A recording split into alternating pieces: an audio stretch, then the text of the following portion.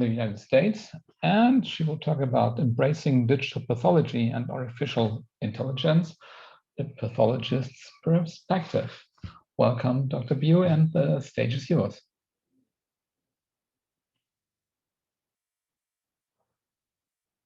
So, we do not hear you. You're something like muted.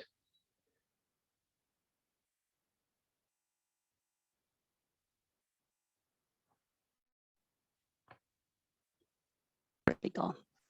All right. That's good. Thank you. Hello, everyone. It's truly a pleasure to be sharing information with you today.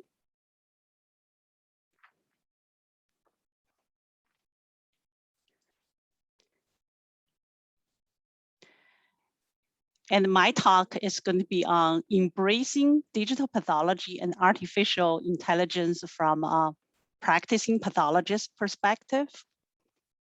As you know that I'm a professor and senior member of pathology at Moffitt Cancer Center in Tampa, Florida, in United States of America.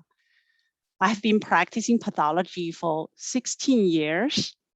I use digital pathology in teaching, research, and also I'm very active in the digital pathology community, such as Digital Pathology Association, and also College of American Pathologists has a digital and computational pathology committee.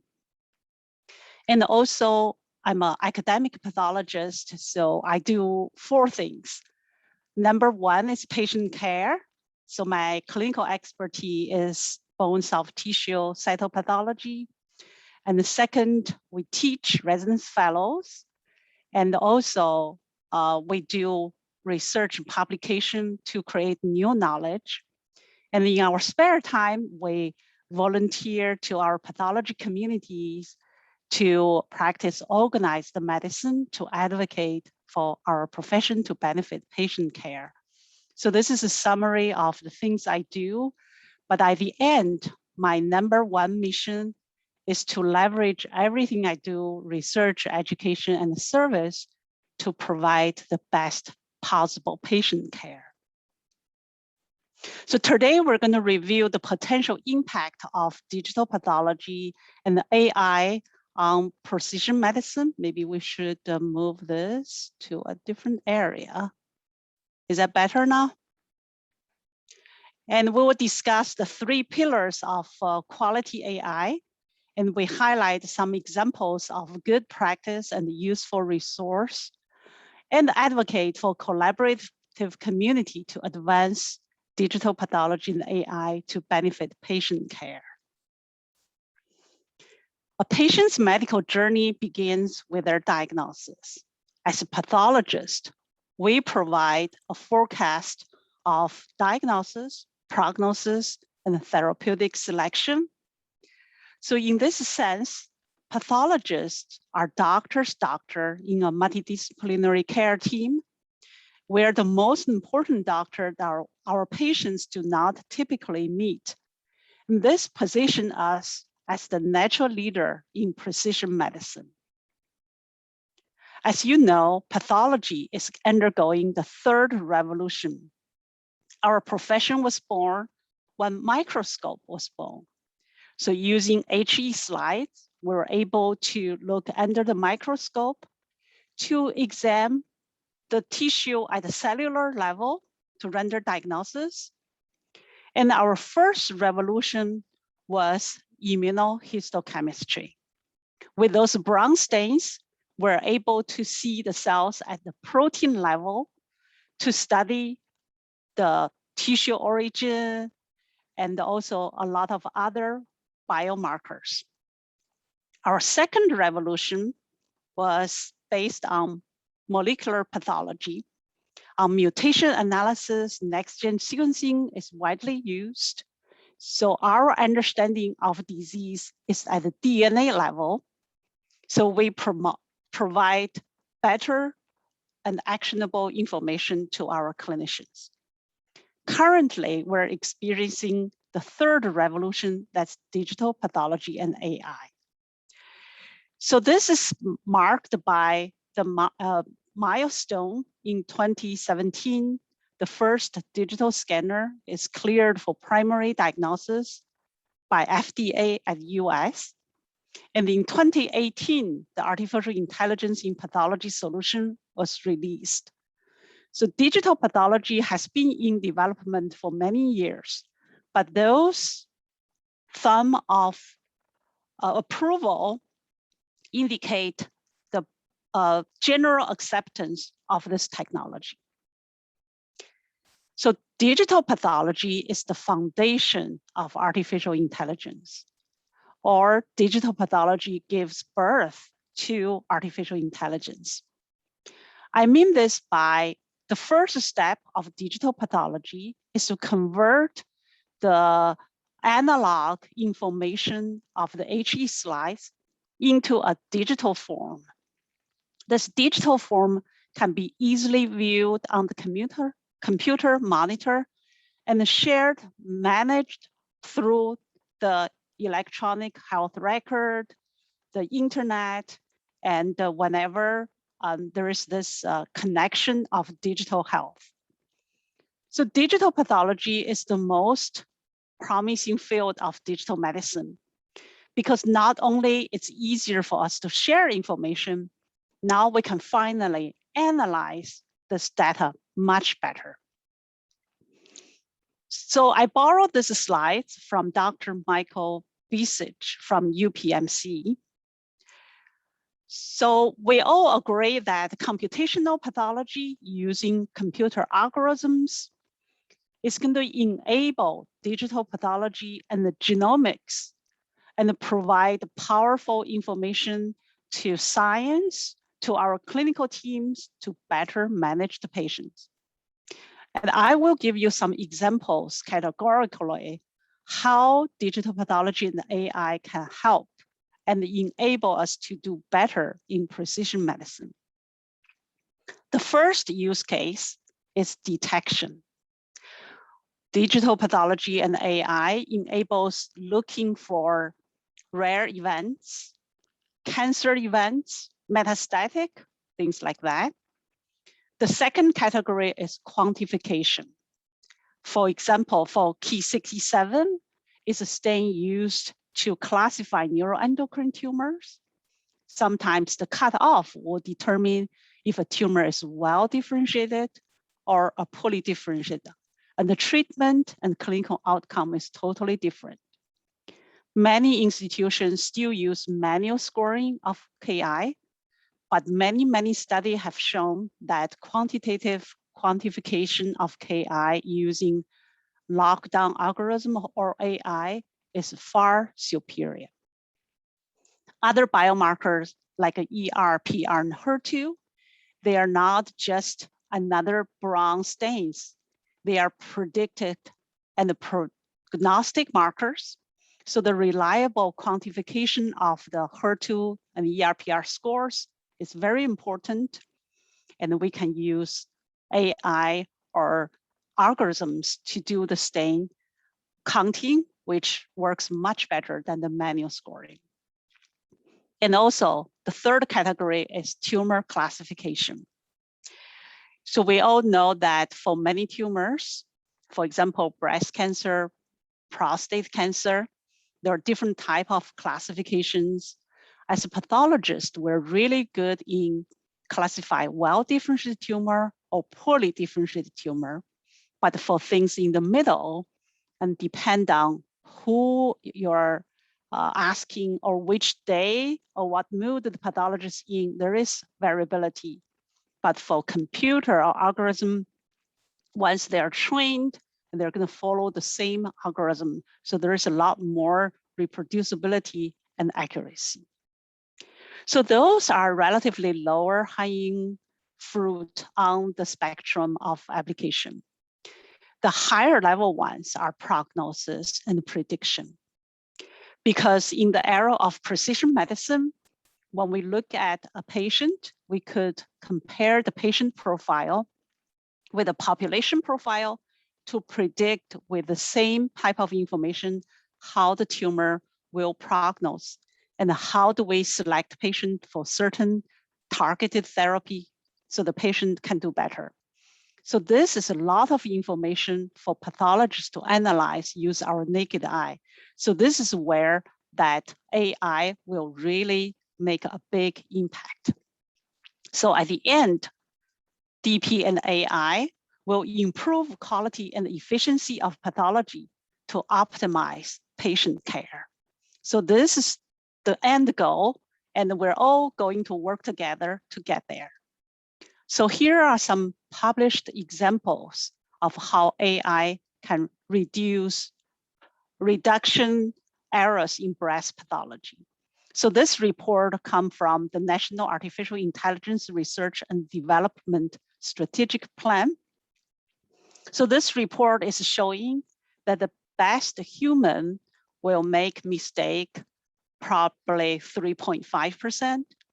The AI algorithm will be 7.5%, but when you combine them together, the error rate reduced to 0.5%. So this shows the AI can drive the development of a precision in patient care. So that makes pathologists more accurate. So this is an example showing classification and the mutation prediction from non-small cell lung cancer using histology and deep learning. So this application is in classification. Just by non-small cell cancer histology and deep learning, and the algorithm can already predict classification. So this is very powerful. So this is another example using histology and the genomics to predict the cancer outcome. So this is what we talked about, the higher level of uses. So this approach revolves or exceeds the accuracy of highly trained human expert in predicting survival. So this is also powerful. So this is one example from my own institution. I'm a study pathologist for this project. My collaborators, Dr. Gillies and his group, are in radiology. So in this study, we studied the deep learning and the MR images to target hypoxia habits with certain drugs in the preclinical model of sarcoma.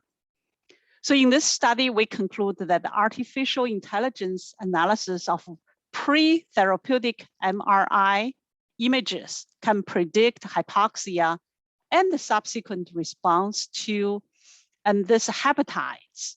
So this approach can be used to monitor therapy response and adapt schedules to forecast the emergency of resistance. So this is a very comprehensive and elegant illustration how digital pathology and the computational image analysis in nephropathology. So this study has 3 steps. The first step is to digitalize all the kidney biopsy images and put them into this discovery of like an arena where the pathomic information is all being incorporated with machine learning. And the end product is the knowledge will be transferred into meaningful output using AI and the visual assessment.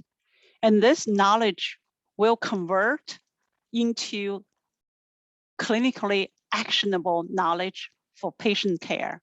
And at this point, the pathomic knowledge will be integrated with the radiomic and the other omic information to provide patient care.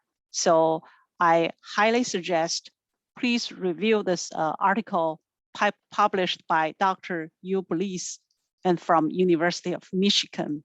And this one is really showing us an excellent example. How can we combine everything to provide a coordinated patient care? So with this said, what are the valuable AI tools that the pathologist can use? Say, when you come to in the office, don't you wish you already have the AI algorithm running at the background when you were driving to work or when you were sleeping or when you were having dinner with your family?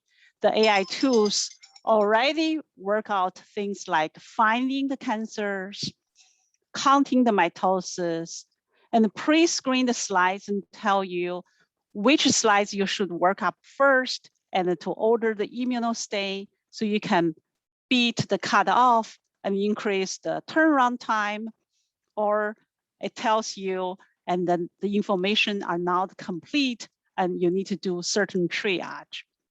So when you come to the office, your work list is already organized and you can benefit from all those AI tools. For example, this bug finders, this is showing AI can do those tedious work that we usually don't like to do. For example, find the mycobacteria. And when you come to the office, the AI already find it for you and then make your life much easier. So those are just some of the examples. So this is all sound really wonderful. Then why digital pathology and AI is not taking off as much as what we wish for? So there are certain barriers for AI development implementation. I categorize them into these 4 categories: the regulatory, and financial, technical, and the culture. So for the regulatory barrier removal requires the collaboration of all of us. And the Digital Pathology Association is working on it. For the financial barrier, digital pathology and AI is an upfront investment. So the organization and the pathologist have to realize the benefit from it and willing to invest. The good news is with the advance of technology, now things like internet bandwidth, the computer hardware, software is becoming less expensive. So the financial barrier is going to become less. And also technical barrier. So today we're going to talk about the slide and image quality, and the second is data set quality. And also we're going to talk about the culture. So our pathologists are willing to adopt because some pathologists are still feel a little bit threatened by the technology. So this, we need to really collaborate with pathologists. So pathologists can understand AI is coming in as our extender, as our enabler, as our partners. And the AI is not going to replace us. And if we get involved, and we can make sure the AI does what it's intended to do at the end, make our job easier and benefit patient care. So let's talk about the 3 pillars of quality AI: quality slides, images, quality data sets, and the quality pathologist partnership. As a pathologist, we all know the tissue and slide journey is a very long one with many, many steps. So there will be a lot of pre-analytical factor affects the quality of those glass slides. For example, if it's HE stain and we have from the tissue collection into formalin fixation to embedding section and the mounting, there are many steps are involved for the HE slides. And if you need IHC slides, there are even more steps, including more chemicals. So there are a lot of variability can be introduced in this process. So the pre-analytical sources of slide quality is controlled by pathologists and our partner, histotechnologists.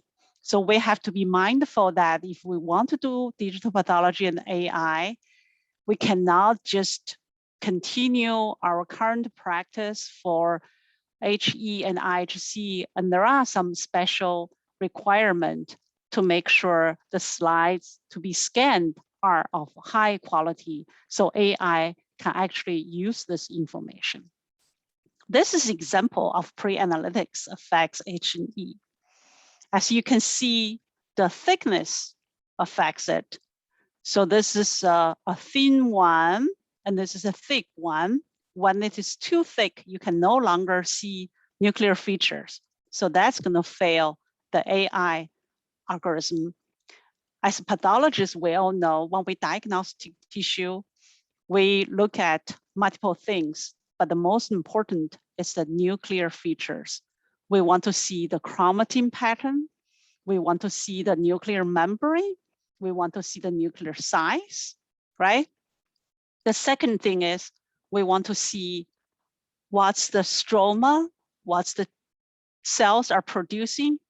So a good HE should have the nuclears are crisp and the purplish, you can see nucleoli. And that's for the hematoxylin stain. And for the HE stain, you want to see 3 tones. The red blood cells is bright red, and you can see fibrin and the collagens, they are showing different color and shape. So this is another pre-analytics affects IHC by thickness. The stain can come from very, very weak positivity to reasonably positive. If this is a prognostic predictive marker, then we'll be in trouble because the cutoff for patient to be put on a very expensive drug or not, probably it's just depend on those slides. So this, we have to really control it so we can have reproducible and reliable reports. So how do we do quality control? Pathologists are very good in doing internal quality control. And another method for us to do this is external quality assessment. This is to measure a laboratory performance comparing to the peers. And this is important for lab quality improvement. And also, it's important for your laboratory to be certified by CLIA or the regulatory agency to continue to practice and provide quality care. So the type of EQA, including proficiency testing, rechecking testing, and on-site evaluation, or this is sometimes called inspection. For proficiency testing, and can give a good objective measures of laboratory performance, and can be organized to address most kind of laboratory testing. It's cost effective, can therefore be used very frequently. So I'm sure all the labs are participating in some sort of proficiency testing. And later on, we're going to discuss some of the tests provided by the College of American Pathologists. The retesting, rechecking is also useful. Say if antibody doesn't work as expected, so you want to troubleshoot, you can send that same sample to outside the reference lab. If the reference lab worked, then you can figure out what's wrong with the test in your own laboratory. But it is expensive and should be used considerable staff time because you may have to rework out the antibody and all that. But it's a very important way of doing EQA. So on-site evaluation is the most elaborate.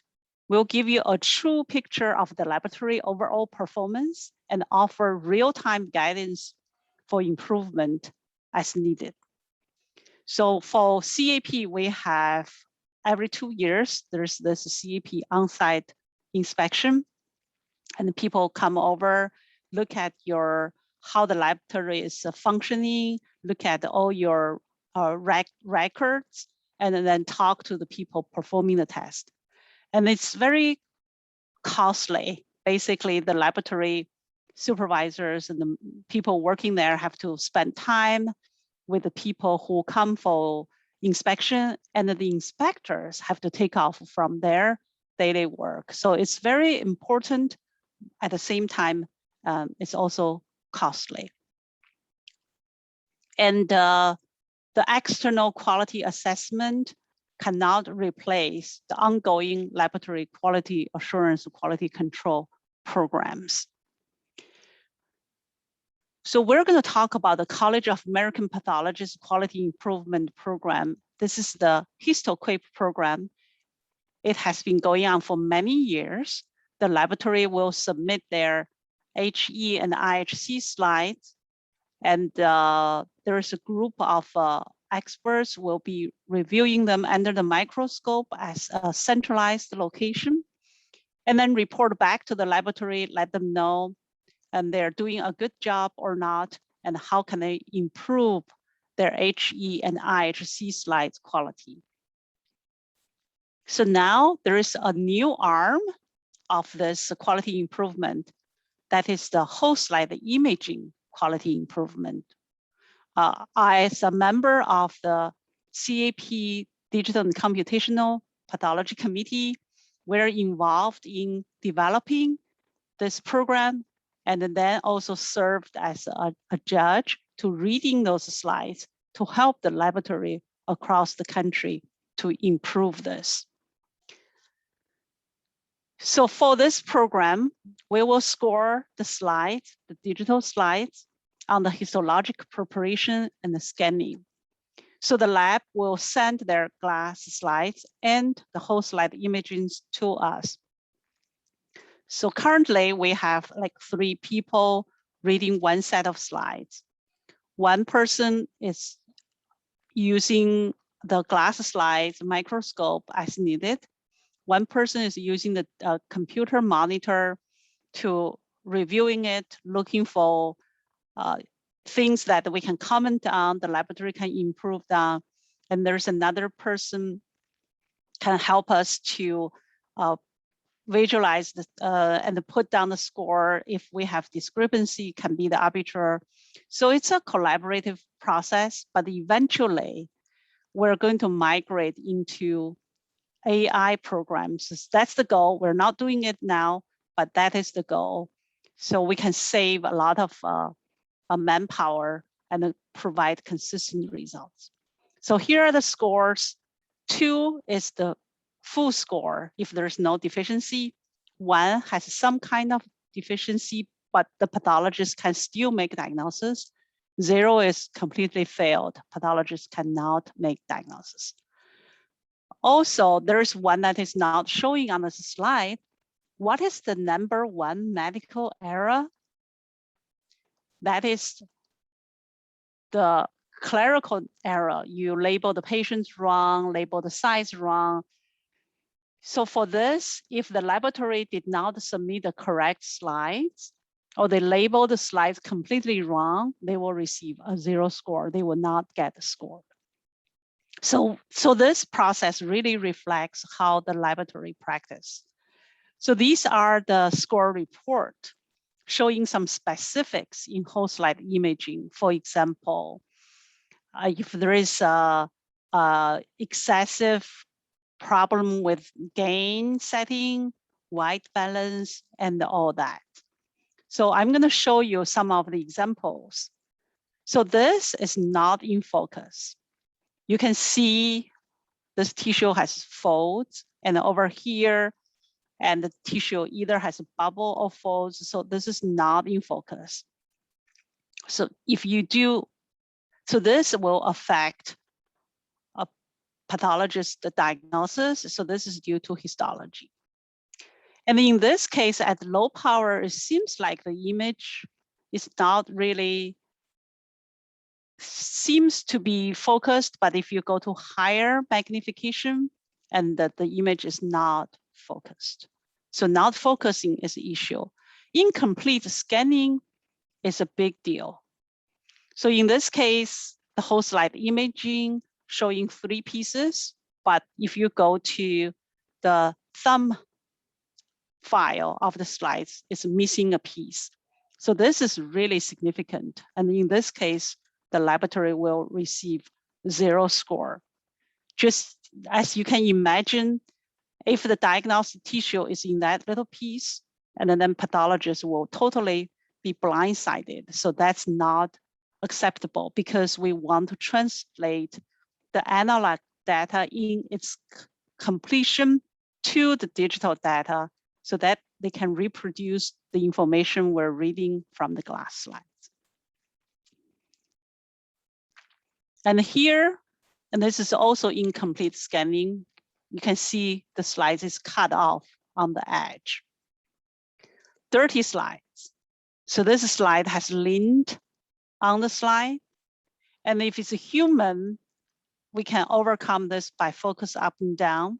But if it's a digital slide, the computer algorithm will get confused. Image artifact, stitching, strips, and even illumination are illustrated here. So for this program, we started in 2019. And so far, there's an increasing number of participating laboratories. We can see the improvement of whole slide imaging is improving comparing at the beginning. And also, we're able to provide feedbacks in a lot more meaningful in the interactive fashion. For example, before the laboratory just receive a report with bubbles, the bubble will correlate with a score. The score will correlate with a big document, explain what that means. For the current methodology, we can annotate what we have and explain. So this is a lot more specific. And also, this gives us the potential to expand to the international laboratories where their country do not allow them to send biological information outside their country. So let's talk about this digital and computational pathology committee that I'm part of it. So this committee is charged to advance the adoption and the digital pathology within the College of American Pathologists, to serve as a respected resource for information and education for pathologists, patients, and the public on practice and science of digital pathology. So our committee has been very busy, and we develop publication materials.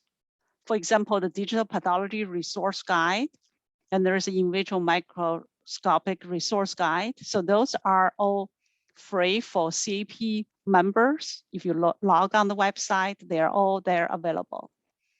We also contribute to the review and the recommended changes to the CAP Laboratory Improvement Program checklist. We also contribute to whole slide imaging improvement quality programs, and we also contribute to a lot of educational programs during the CAP. For example, in September is the CAP annual meeting. In the House of Delegates section, the members are very interested in digital pathology and AI. So I will moderate a panel that discuss how practicing pathologists using DPAI in their practice today. So this is hosted by the House of Delegates, and the members of our committee is contributing to the panelists and the discussion. So we're talking about the external quality assurance program. So the CAP conduct those programs. So this is what I said, very comprehensive on-site inspection. So this is the cycle of the program. So you start with sign up, and then you communicate with CAP, and every 2 years there's this inspection. So at the end, this inspection will meet the required standards for CLIA, FDA, or OSHA to ensure that all the participating organizations will exceed the standards to enhance the patient care and safety. So in addition to the external qualification program, the CAP also has a quality center publish guidelines on different type of practices. For digital pathology, there are two relevant guidelines. We talk about ER/PR HER2 are not just the regular IHCs, they are prognostic predictive markers, so subject to higher standards for patient care. And currently, a lot of labs are still using manual scoring for ER/PR HER2. So in order to help the laboratories to use quantitative image analysis to analyze ER/PR and HER2, and the Quality Cancer Center developed this particular guideline. We started from HER2. So I chair that committee, and this guideline already published in 2019. So please take your time to review the guidelines. And if your laboratory is doing HER2 quantitatively, and please find out, and if you're practicing some of the recommended good practices the pathologists are using. So those guidelines are developed by making PubMed search on this topic to find evidence to support certain recommendations. So a group of experts get together to evaluate those references and formulate those recommendations. Then we will ask for general public comments, and then we come back and revise it. So it becomes a collaborative guideline for pathologists. And those guidelines are evolving whenever there's a new evidence and there is new need, those guidelines will be revised. So this is true for another guideline paper, that's the CAP whole slide imaging validation update. So there was a 2013 version published. Now this new version is just published recently. So comparing for the other version, the methodology changed a little bit, and also, but the guideline statements are generally still true.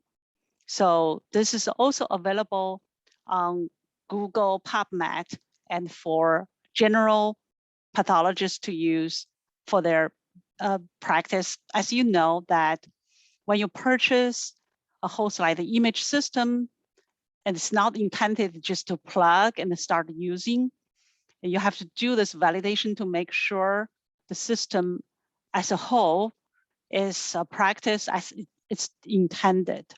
So this just make sure the pathologist is controlling the process, because at the end, when you sign out digitally, the pathologist is responsible for the quality measurements of all the work that we do. So now we're going to show you how image analysis solution can be used for like a quality control. So Liz Chipata is a histotechnologist. As we mentioned before, histotechnologists are great partners for our pathologists because the quality slides are important. This is an example that I want to give Liz and her group a shout out.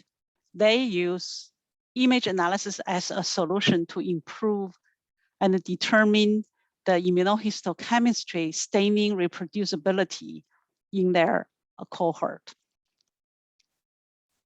So we talk about quality slides, quality images. Now we're going to talk about quality data set. For the vendors are trying to validate their AI algorithm, they really need to test it on good data set. So where are the sources of those data sets? The first place to go to is this public data set. For example, the Cancer Genome Atlas is a collaboration between the National Cancer Institute and the National Human Genome Research Institute. So this is a free public data set with a comprehensive multidimensional maps of key genomic changes in 33 types of cancers. And the genomic information is intended to help cancer research community to improve the prevention, diagnosis, and treatment of cancer. So this is an article published. How can we use this public information to do digital pathology and AI? So they're showing multiple examples. For example, you can do multiplex whole slide image analysis, and then you can do image analysis algorithms, for example, to score nuclear stains. It could be Ki67 ERPR, or you can score the IHCs with membrane staining. In this case, it could be HER2. Or you can extract the features, the morphological features, and feed them into algorithm for machine learning. And then you can also use them for prognostics. So there are a lot of applications, and they're showing, to give us an example, how can we combine computational pathologists with genomic data and the morphological data to provide powerful information. So the second source of data set are the private data set.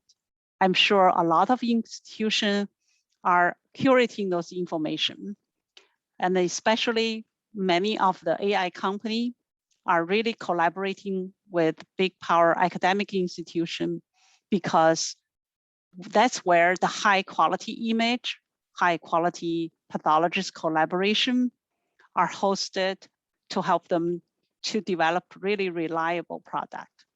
So the private data set, this is an example. So you have probably all heard of a chameleon competition. This is automatic classification of patients with metastatic breast cancer in lymph nodes. Whoever participate this competition will download this data set created by the organizer, and then they can let them their algorithm to run. And this competition proved that the AI is equal or sometimes better than pathologists to detect the metastatic breast cancer. The bottom line is pathologists are very good in what they're doing. If they have unlimited time and go through the tissue, they can be really accurate. But as you know, we have a short of pathologists, we have increased volume of work.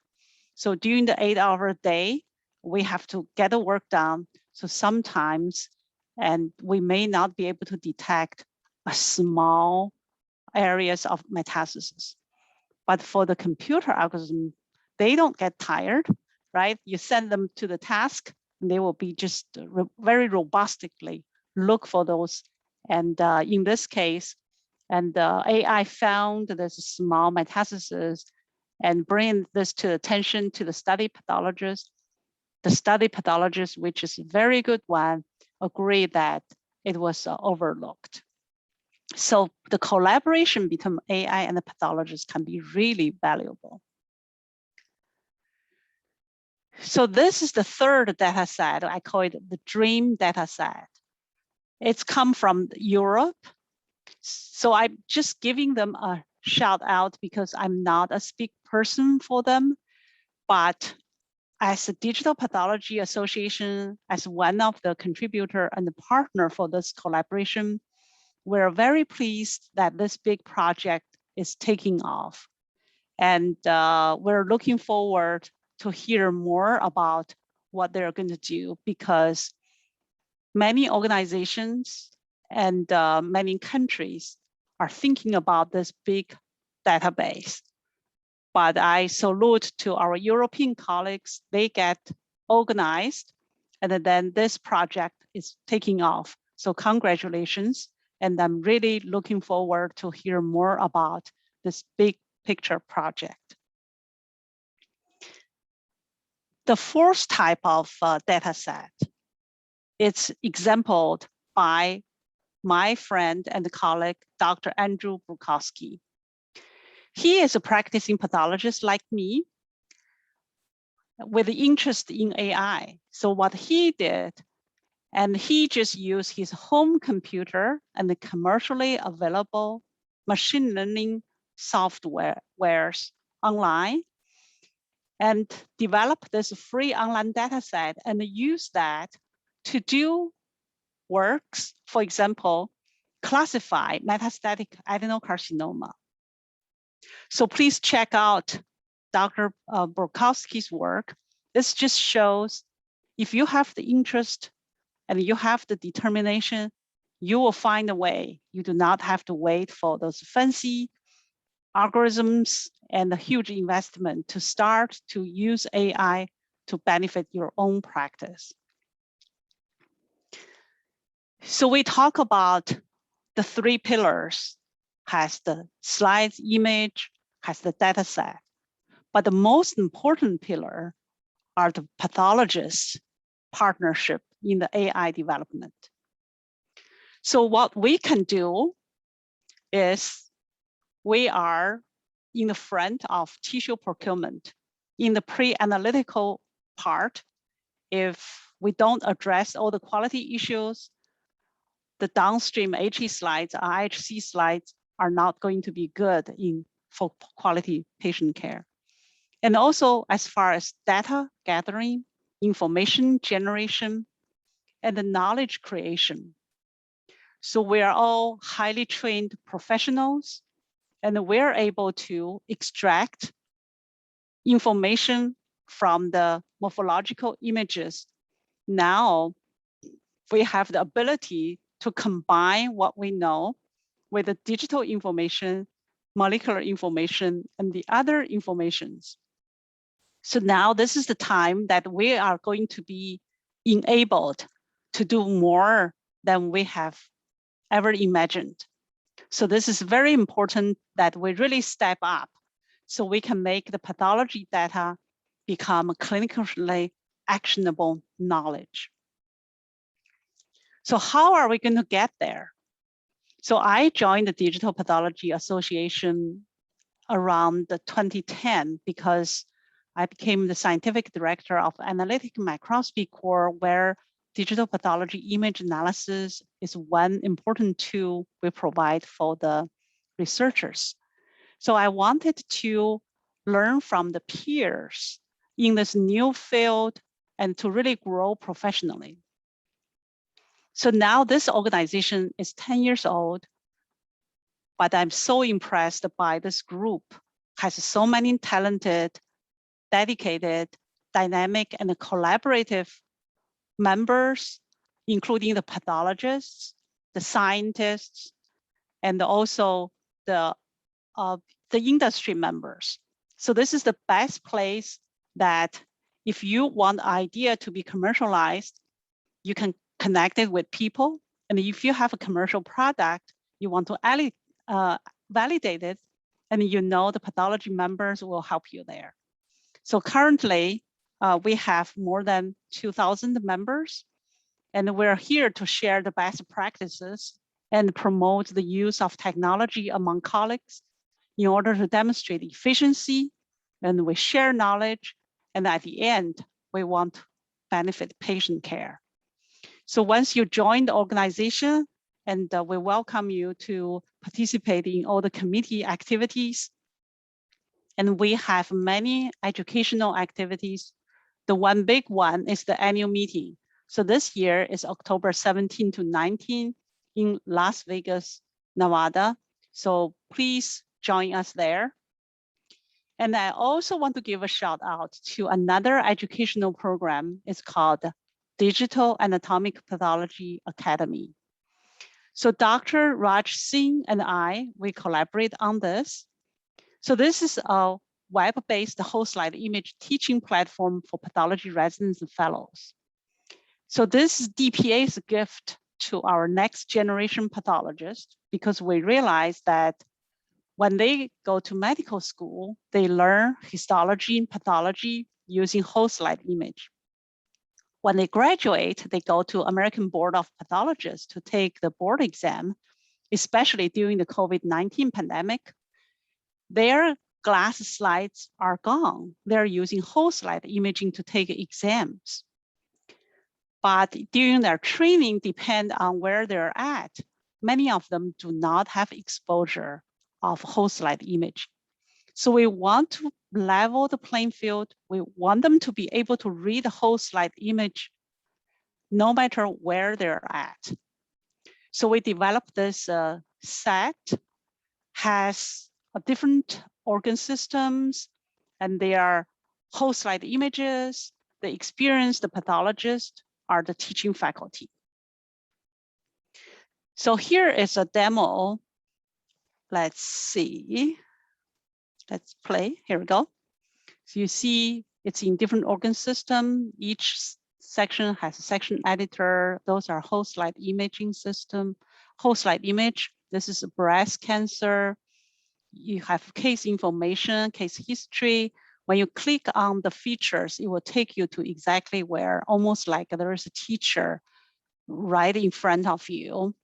And if you want to study some reference, and the reference is linked, and it's also linked to some gross images, radiological images. Also, importantly, if you want to do some differential diagnosis, you can put them side by side. One is a microglandular adenosis on the right, is completely benign. But here, this tumor, it's a invasive carcinoma.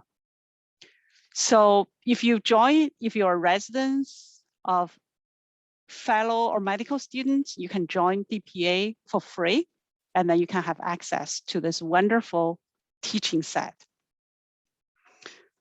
And also DPA has a lot of other educational products. For example, we work together to publish concept papers. As you can see, we already published Dissecting the Business Case for Adoption and the Implementation of Digital Pathology. We have quantitative image analysis in soft tissue biomarker use. We have computational pathology definitions, best practices, and recommendations for regulatory guidance. Introduction to digital image analysis in whole slide imaging, and also a practical guide to whole slide imaging. And there are other white papers are in production, and please look out for those very helpful resources for practicing pathologists. I also like to give a shout out to this master class in pathology presented by past presenter. Dr. Raj Singh is a DPA member, and is also a friend who is the inventor of this platform. So this class is starting in August 13 to 15, and you can log on to this website, and the registration is completely free. And you can see there are 45 experts from all over the world coming from different backgrounds, presenting lectures on different topics. And my topic is bone tumor pathology. So really welcome you to take advantage of this platform. My understanding is even the lecture is scheduled during this day. After that, you can still access those information. So please join us. All right. So in the past 50-some minutes, we talk about the digital pathology and artificial intelligence are here to stay and will continuously transform the delivery of precision medicine. DPAI will impact on improving the quality and the efficiency of patient care in pathology. Applications include, but not limited to, identification, quantification, classification, prognosis, and prediction. We also discussed the 3 pillars of quantitative DP and AI, include the quality of slide images, data set, and the pathologist involvement. The external quality assessment measures the laboratory performance and is important for quality improvement in pathology. DP and AI too can be useful to enhance EQA to standardize laboratory improvement. We also talk about there are various data sets, including the public, the private, the free online, and the very exciting, the big picture project. The quality of the data determines the quality of the AI development. The quality check for research data set should also be standardized. And we also talk about pathologists are critical partners in AI development and implementation. Collaboration of scientists, pathologists, and industry are the best strategy to advance this field. Digital Pathology Association and the College of American Pathologists are leaders in education, quality improvement, and professional development of pathologists and AI. But most importantly, each one of us can choose to make a difference. We can choose to be the catalyst for change. We can choose to be the facilitator for collaboration.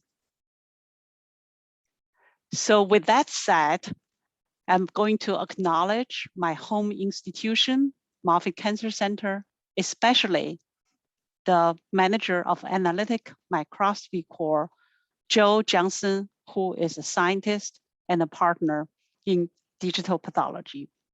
And I want to thank my community in DPAI, which is Digital Pathology Association, College of American Pathologists, Digital and Computational Pathologists Committee. And one of the person who is a CAP staff is Kevin. Give Kevin a shout out. And I also want to thank Leeds, who is a member of the CAP National Society for Histology, Histotechnology Committee. Some of those beautiful pictures of whole slide imaging artifacts or defects are taken by Leeds. And also I'd like to thank the Association of Pathology Informatics and the Journal of Pathology Informatics. And also there are some industry teams. I'm their scientific advisor. So this way I'm able to try out some of the really cool tools and also give my insight and on some of the development. And also I like to thank Dr. Eric Glassy and Mark Lloyd and help me with some of the slides animation. So with that said, thank you very much for your attention, and I'm open to questions. And also at your leisure, please check out some of those books that I published, especially this Healing Art of Pathology. So this book by itself is going to be another 1-hour conversation. There are a lot of information on this. Maybe some other time I will tell you about it. So the bottom line is the patient's courage to overcome their disease is inspiring me every single day. I'm very privileged to be able to do the job, and I'm very privileged now digital pathology is going to help me to do a better job. And also I thank you to give me the opportunity to share this information with you, and especially to celebrate my birthday today. Thank you.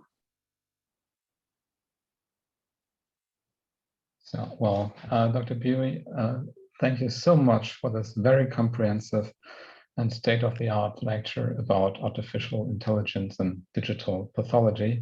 And of course, happy birthday from us all. So I think there will be a couple of questions. So you may are able to read the chat box, and I think we go through the questions one after another. Okay, so let's go to the very beginning. All right, let's see, from Professor Tariq Ali. Sorry, doctor of the doctors in clinical medicine.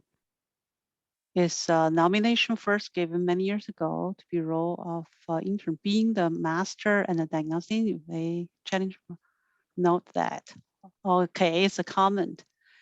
Professor Tariq, understanding the genetic basis of the disease in every individual case is mandatory in proper diagnosis, and tailor the proper management as being pathological oriented rather than symptom oriented, expecting that how will the role of digital pathology communicate with the clinicians in this issue. Well, how can pathologists? Well, there are two folds. One is used to be our communication is by email, or now we have Zoom.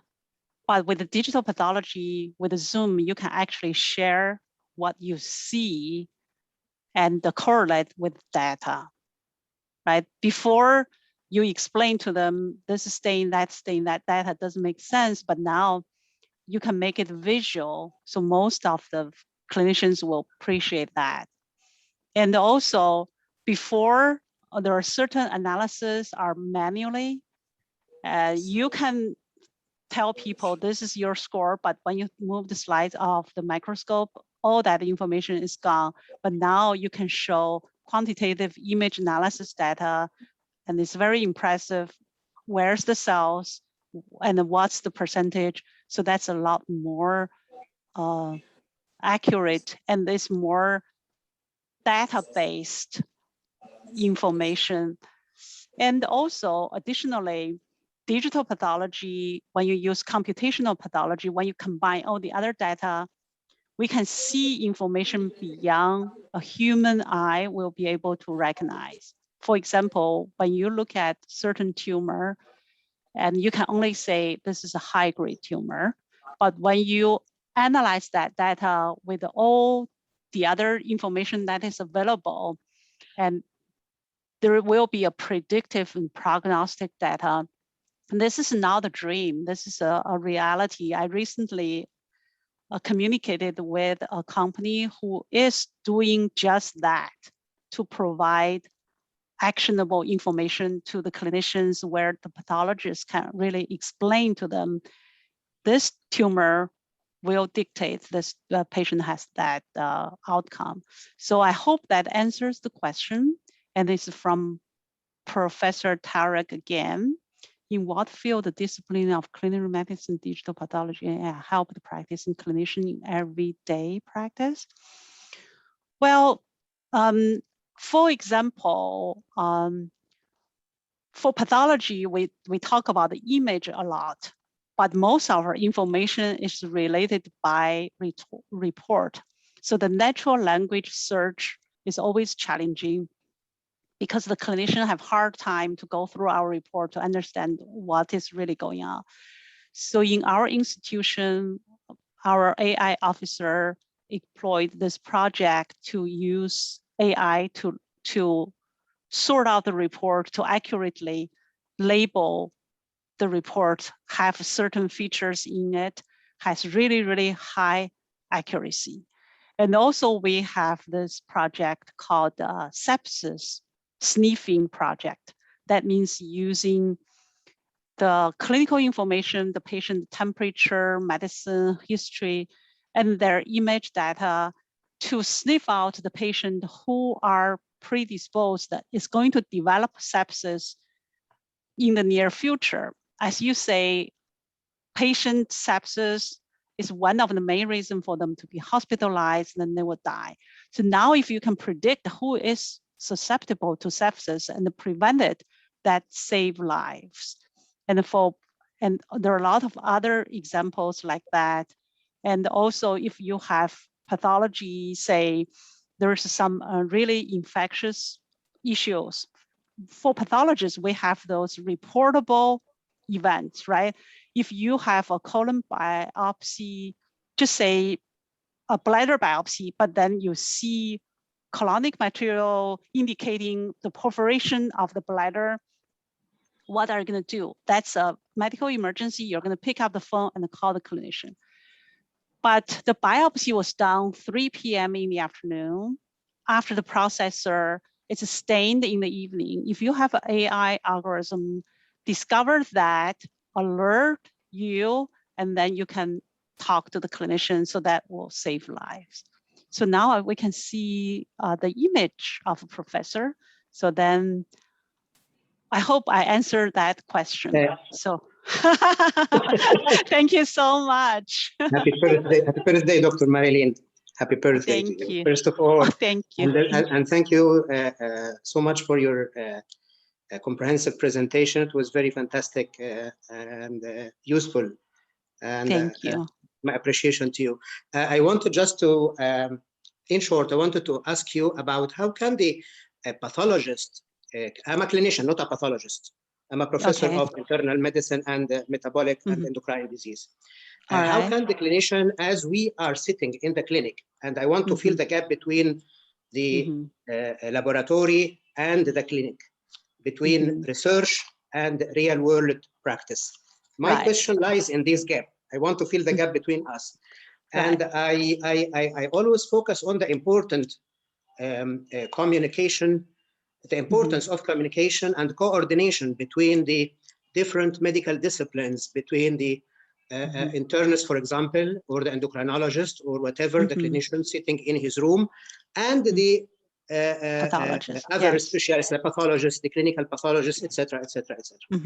So how can we quickly catch up in this issue so that you can help me in my clinical decision, which I should take the proper clinical decision in the proper time in order to give the patient the best medical care and the best management, especially that we all know that in, for example, in cancer, I asked about in which disciplines of medicine we apply digital medicine and artificial intelligence. A very broad, I know it's a very broad, difficult and complicated question. But what I want to say, for example, in malignancy or in cancer patients, we all know that by what we call the biologic behavior of the tumor and the natural history, it is too much different between the different categories. And I had a lecture last year about the neuroendocrine tumors and paraneoplastic syndromes. Although it is a rare medical issue, but it is one of the most complicated that shows that what we don't know is much more than what we know. Right. How can we feel this day and we expect and take the proper decision in the proper time? How can the pathologist in the modern era help in this issue? Right. So step number one is we get out of our office, we get up behind, because pathologists in most people's mind, we're behind our microscope, we're behind our closed doors. So digital pathology allow us to get out of it.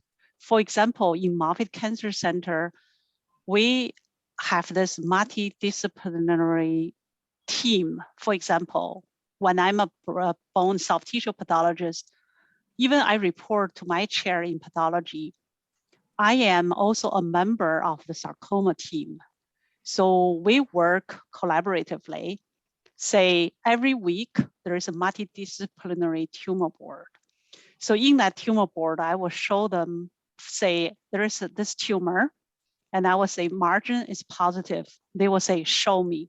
So I can show them the digital images, and then they know, oh, we're cutting through the tumor. And in the other case, they're sitting on some deep tissue, there's no place to go. So they can really gauge what that is. And in some other tumor, and I will tell them, this, for example, in your neuroendocrine, so that will be just say, patient has cancer. And the papillary carcinoma is straightforward, but there are a lot of those flaws or this and that. Then we can discuss what's the histology, because after you look at the histology many times and you have a sense of one is going to be challenging. Pathologists really don't know exactly morphologically. So we rely on the ancillary testing and how do you interpret certain testing, because some of them is rule in and rule out malignancy. Some of them is an arbiter of it is or it is not. So this technology allow us to be on the same page to discuss it. And also by collaborating, because for us, we're not just a hospital, we have a large research institute. As a PhD, I'm also collaborate with some of the researchers. When they find things in the laboratory and they want to validate on tissue, where I will come in and I will tell them, this one makes sense, this one doesn't make sense. There's this one example they showed me something. They said, oh, we're hitting a wall.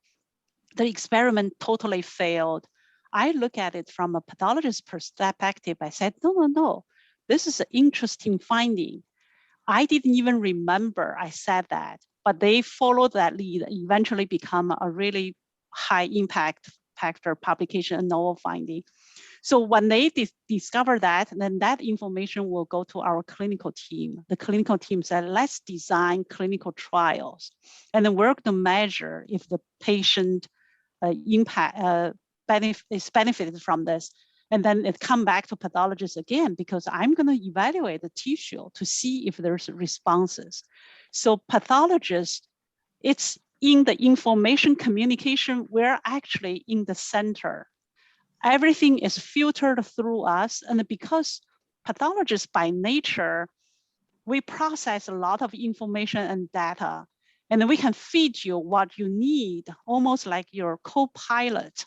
We give you the morphological information, we give you the biomedical information, and then when you have clinical information you want us to make sense of it, we can help you that too. So that's the type of collaboration that the patient can really benefit, and digital pathology can enable that. Because now everything we have is no longer a black box. I can show you on my scope right behind me by this digital communication exactly what's going on with the patient. Thank you so much, Dr. Marilyn. Thank you so much. But this might be applicable to the United States, but in our region, for example, in the MENA region, the Middle East and North Africa, it is rather difficult because to apply the issue of multidisciplinary communication and coordination among the concept of clinical management in a busy environment, in a busy clinic, it needs a lot of work actually to do it and to make it into practice, to put it into practice rather than being just words by the research. I suggest to start small as a collaborative group. When people get benefit from it, it will organically grow. For example, I have a small group of pathologists. Every week we meet via Zoom to discuss our challenging cases. And people from all over the country, some people from other country, they found out the information, they also join. There's one person, when we meet at 5 o'clock in the afternoon, it's her time, 5 o'clock in the morning. She gets up at 4:30 every week just to join, because whenever people benefit from it, and they will organically amplify this. So start, and also maybe we can communicate and find you people that share the same interest. And so this where if it's a face-to-face meeting, and I probably will recognize who are in my communication network, who are in yours, and what's the overlapping, and then we all become friends, we can start. So this digital format does certain things, serves as introduction, but for fostering collaboration, we really need to meet face-to-face. Yeah, thank you so much. Dr. Thank you. Marilyn. Thank you. Okay. All right. So I hope I'm not taking the time from the next speaker. Oh, well, I think no worries.